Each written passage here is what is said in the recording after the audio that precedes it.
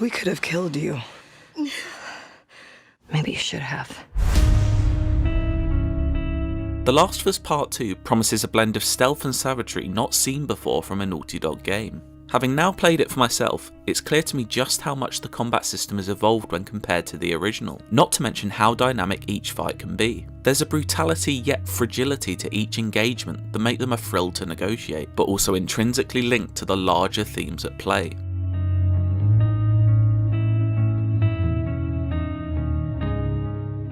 Staying hidden and striking from the shadows is heavily encouraged at the beginning of any encounter. Tall grass is often Ellie's best friend, although it doesn't make her completely invisible to enemies. The AI are smart, let them get too close, and even if you're lying down motionless, they'll spot you. And bad news often follows. Being proactive and constantly on the move proves successful for me, as I bypass some enemies before ultimately having to strike. In my time of The Last of Us Part 2 so far, I've discovered that if one thing is for certain, it's violence. It doesn't want you to necessarily play it like a traditional stealth game, but actively engage in the action and become a violent participant in its world. Even the silent kills speak loudly through violence, as Ellie stabs enemies in the neck as the camera hangs on both of their strained facial expressions. Her victims' eyelids poetically making their final few flutters next to the butterfly now tattooed on Ellie's forearm. A familiar but more streamlined crafting menu that offers many more options than the first game directly influences your chosen playstyle. I found the new pistol silencers particularly useful, but kept reminding myself that they only last for 3 bullets at a time. The gunplay in Part 2 feels majorly improved on the previous game's efforts, with every pull of the trigger feeling hefty and purposeful.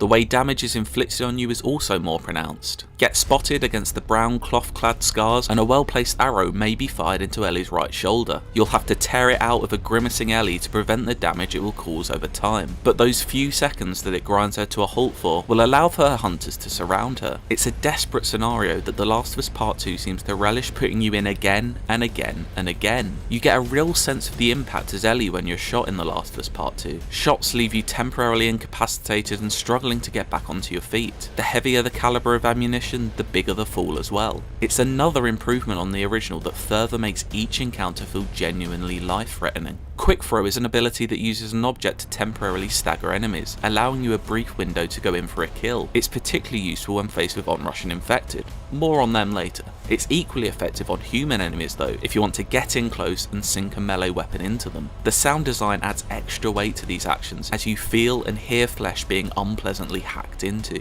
After clearing an area, a freshly blood-soaked Ellie is now free to scan for any items that will aid her in the next battle, then clamber down to the next arena where a new set of threats patrol, and so begins the violent cycle again. Crucially, each of these encounters feels different to the last. Sometimes you just don't have the resources to go toe-to-toe firepower-wise, forcing you to slowly and silently take each enemy down one by one. The biggest variable though are the enemy types themselves.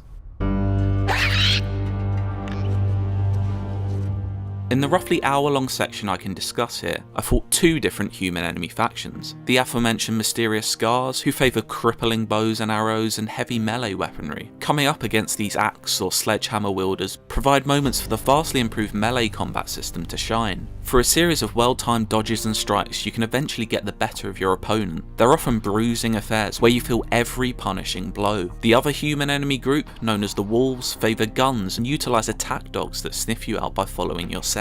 You can distract the dogs, or if you can put your conscience to one side, eliminate them, making your life a lot easier. Again, I cannot stress how unpleasant a lot of this is. Most unpleasant of all though are the infected that roam the city. Even the previously tame runners seem a lot more threatening than before, and require a good few punches into their fungal flesh to take down. The Stalkers also make their return after briefly appearing in the first game, and are more terrifying than ever, a near silent enemy that doesn't show up when using listening mode, and hunt you down in enclosed spaces. Enemy encounters are frequent, but it's credit to Naughty Dog that each one feels different to the last, whether that be down to the variety in enemy type, items at your disposal, or your chosen playstyle. Every fight feels dynamic. You can go in with a plan, but you have to quickly think on your feet as Ellie's cover is blown or a new threat enters the scene. The combat of The Last of Us Part 2 is constantly rotating between heart-pounding tension and brutal butchery, and forms a circle of violence that is wholly unpleasant, but necessary for the story that it's trying to tell.